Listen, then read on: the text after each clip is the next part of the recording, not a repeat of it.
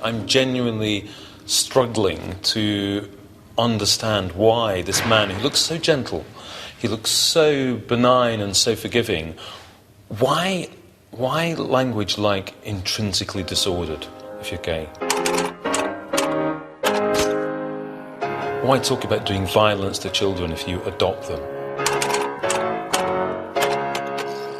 This seems extraordinarily strong language. I wanted to get to grips with what some of us call the clobber texts, many of them penned by Joseph Ratzinger himself.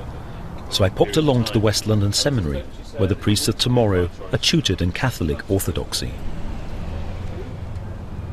Well, let's have a look at some of the texts. I mean, in 1986, Cardinal Ratzinger wrote this himself. He talks about the homosexual condition and being objectively disordered. He said it's a tendency towards an intrinsic moral evil. I think some of the language can be quite difficult and even confusing for people. It's the language of Catholic philosophy and theology. It's this long tradition, and it needs interpreting and opening up for people, especially some of this strong language. It can give people the impression, which isn't at all true, that your orientation is sinful, whereas in fact what the Church is trying to do is to talk about your choices, your decisions, your behaviour. But if I'm left-handed, why not just appreciate the fact that I'm left-handed rather than saying, well, actually, you're not right-handed. God hasn't made me a defective heterosexual. So, can't we just celebrate the fact that people are different? Each one of us is unique in the way we love and even in our sexuality. But it doesn't take away from the fact that there is an inner objective meaning to the gift of sex itself, and that sex is given in order to bring a man and woman together and to help them to be open to that new life in marriage. And whatever the differences are, and the unique differences between human beings, it can't take away from that objective truth about the meaning of sex. The language can be very, very harsh, can't it? I mean, there was that document in 2003 that said that gay couples that adopted children were doing violence to them. Given the present problems the Church has on sex abuse, that's an extraordinary thing to say, isn't it? I wouldn't defend the use of this word violence. I think it can be very misleading for people. But I think the Church is saying it's more than just the quantity or the quality of your love. It's also to do with giving them that opportunity to have a mother and a father, and to have that love of parents and family and marriage as part of their background. And that's such a precious gift, you would want to give it to anyone, if possible.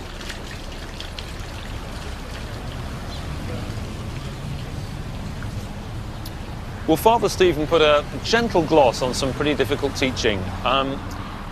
Why do I stay in this church? Here's why. The fact that I'm attracted to other men is not a reason to turn my back on 2,000 years of salvation history, with all the history of the saints and all the great glories of the church as well. I've got to get this in perspective. It's not a deal breaker for me. It's as simple as that. As one author puts it, Catholicism lifts your soul and breaks your heart in equal measure. It's a balancing act for me. Benedict's war on relativism may not be great news if you're a gay Catholic, but it's trumped by weightier issues. Like trying to find common ground with atheists. After being set on by Marxist students in Tübingen, you'd think Ratzinger would now consign the godless to some evil empire. But that will be too simplistic.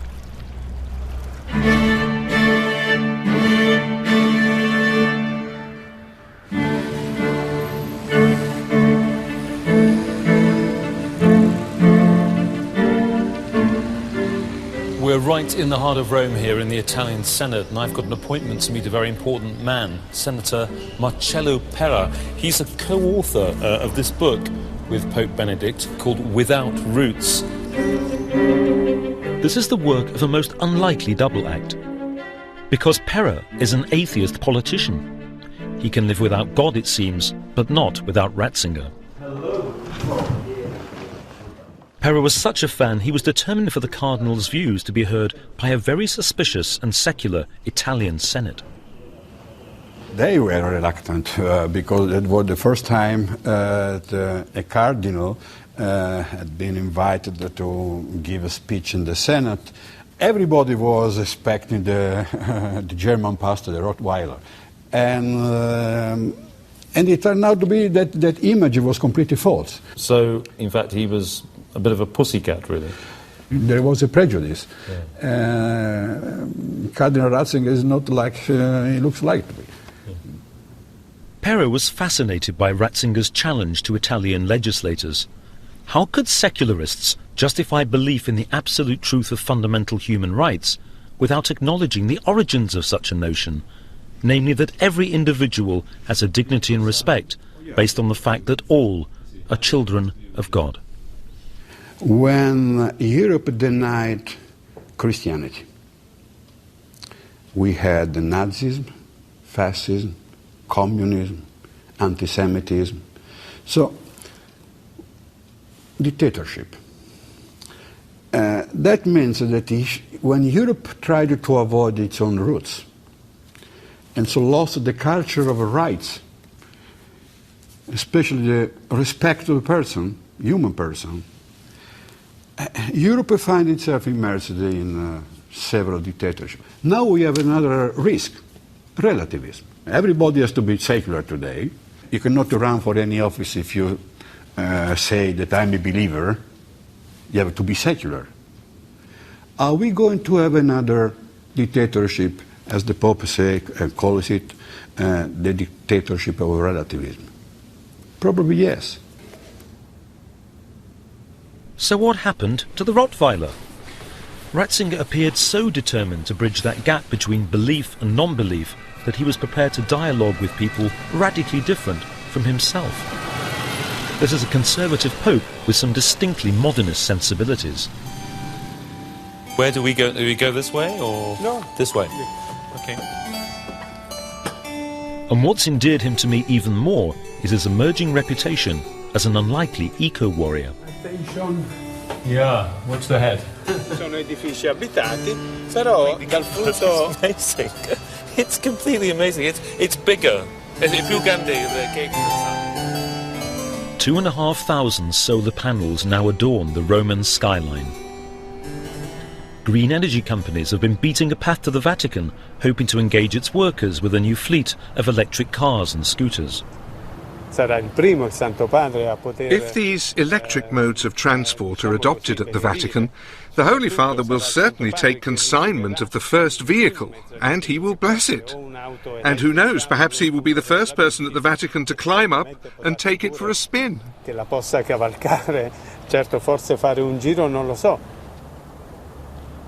You can call Pope Benedict conservative if you want, but how many people know about his 10 commandments for the environment? How many people know that his first encyclical, God is Love, extolled the beauty of human eros and its connection to divinity? And how many people know that his latest encyclical, Caritas in Veritate, extolled the importance of workers' rights in a world of international capitalism? Benedict's views on these prescient issues seem to me a huge asset in his mission to bring Europe back into the Christian fold. But to capture hearts and minds, you have to get your message across. And that's one area of modernity where this Pope has repeatedly shot himself in the foot.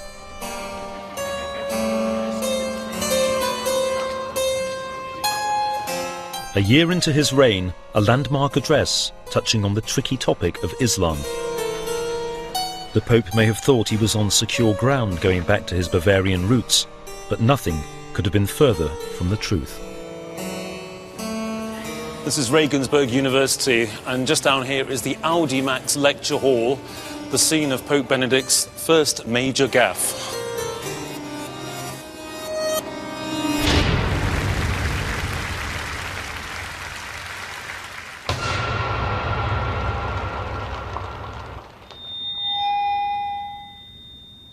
It was a typical intellectual address from Pope Benedict in which he extolled the virtue of human reason in religious faith. And there in his text, in what he called a somewhat brusque assessment of Islam, was a quotation from a 14th century Byzantine emperor. Zeig mir doch, was Mohammed Neues gebracht hat. Und da wirst du, so sagt er, nur Schlechtes und Inhumanes finden. Wie dies, dass er vorgeschrieben hat, den Glauben, den er predigte, durch das Schwert zu verbreiten.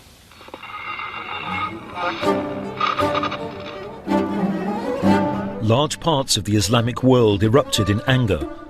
Years of progress on interfaith dialogue appeared in jeopardy.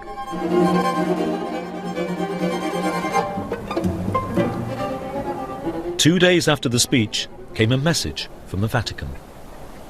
It was certainly not the intention of the Holy Father to undertake a comprehensive study of the jihad and of Muslim ideas of the subject, still less to offend the sensibilities of Muslim faithful. Calm was restored, but then another clangor that undermined the papacy's ability to engage with the modern world. In a bid to be more inclusive, the Vatican had set in train a thaw in relations with 4 members of the ultra-conservative Society of Pius X. These men had been unlawfully ordained bishops by the Society's founder, Archbishop Lefebvre. One of the men left out in the cold by Rome was Richard Williamson.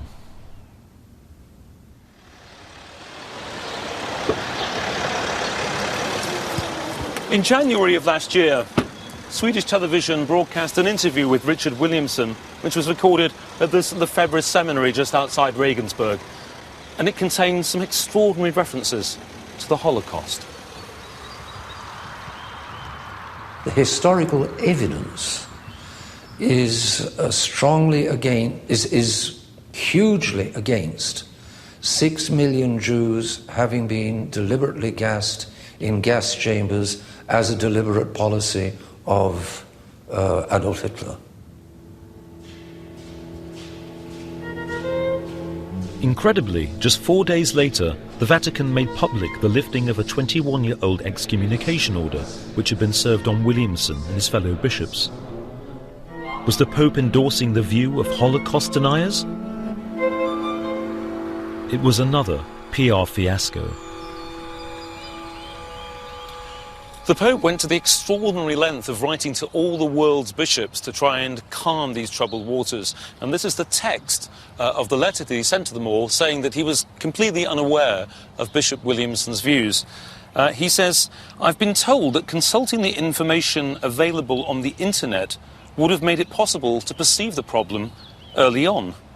I've learnt the lesson that in the future, in the Holy See, we'll have to pay greater attention to that source of news."